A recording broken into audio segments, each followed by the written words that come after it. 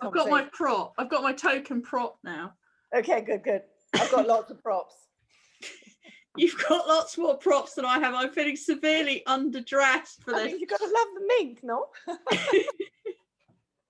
I do have Parry match. I do have Parry match. Oh, yeah, well done you. Is that you on the cover or is that Elizabeth Taylor? No, that's Elizabeth Taylor. Yeah, okay. That's Elizabeth Taylor. No. Yeah, but wait till you see yourself in this video and you'll think Elizabeth Taylor, eat your heart out. You know? I know, it's just so well, early 90s, 80s kind of look, isn't it? I'm trying it was quite moving watching it, actually. I found it quite wrenching. God, look at the frocks. Yeah.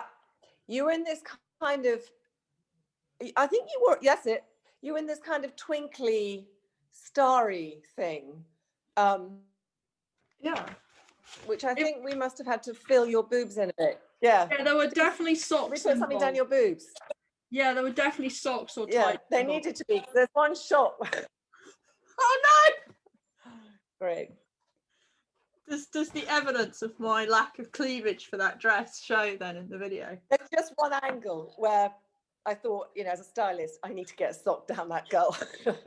There was a really nice black silk dress I remember as well that was quite elegant.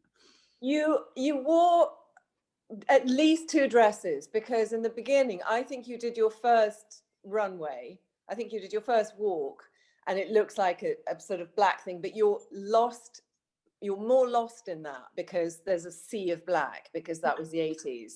So in fact, when you get your sort of Cinderella dress on, and it really is just Cinderella, you know, on LSD dress, then we just see you everywhere, just dancing around. It's absolutely adorable. No, it's so funny. And I just remember you playing Right Said Fred. Yeah. To everyone on the catwalk, you know, on the catwalk, and I was just strutting around. I don't think the French girls knew the song either. That was what was so funny. They were expecting Mozart, and I just went, yeah, sure. And then I found this great guy in the Marais who did, you know, disco music and stuff. He came up with, you know, Right Said Fred and all that. And so everyone's faces, all those posh women, were quite shocked. And I thought it was wonderful, because the obvious thing for the Parisians would be, because they were taking it so seriously. I don't know if you remember, but the whole thing was supposed to be a bit of a joke. But they thought it was, well, they still think it's very, very serious. And so their idea was it would be, you know, a little Beethoven and a little Bach, and that would be very nice and classy. And that was one of the great moments when that boom, boom music came on. And off you went, being the English girl. You knew exactly what was going on. It's like, yeah, great, disco.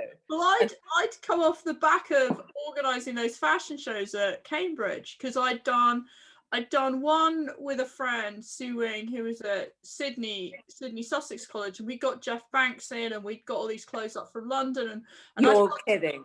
I'd helped her produce this fashion show for what was it, Red Hot and Blue. There was a big AIDS charity thing, and they released this sort of celebrity album of covers and stuff, and she'd done this fashion show that I got involved in, and then I'd produced one for Trinity May Ball. So I was in the zone of being this fashion show producer, but I'd never done any of the catwalk stuff. So I was in the zone. I'd just come off the back of 2 fashion shows, so I knew the music, I knew the look, I knew the swagger, and I think that song was really current in the UK at that point, or we'd been playing it on the catwalks or whatever, but I don't think it had hit Paris. No, I'm not sure it still hasn't.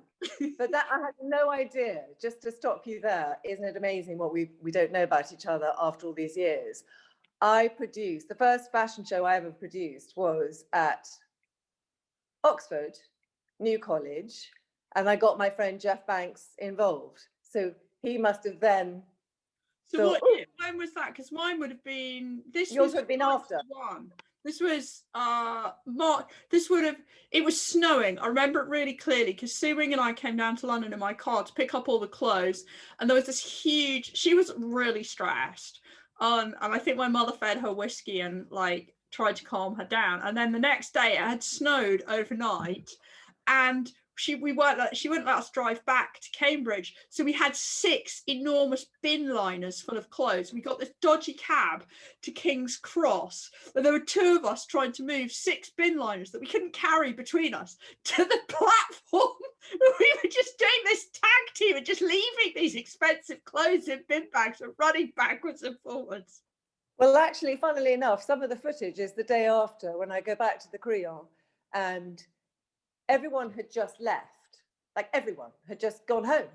And I woke up in the morning, having had about an hour and a half sleep, and thought, hang on a second, there's, you know, a lot of dresses and a lot of stuff and several suites of the Crillon stuffed full of, and I went with Mark and I rang the office. They're like, no, do it by yourself. And there's this picture of me just sitting down and just going, what am I supposed to do with all these dresses? Yeah, it's feels like yesterday. And then when you see it and you see yourself, I'm sure you'll have this too. I don't know, it was such an intense evening, maybe for me because I produced it and I really had time to do everything by myself.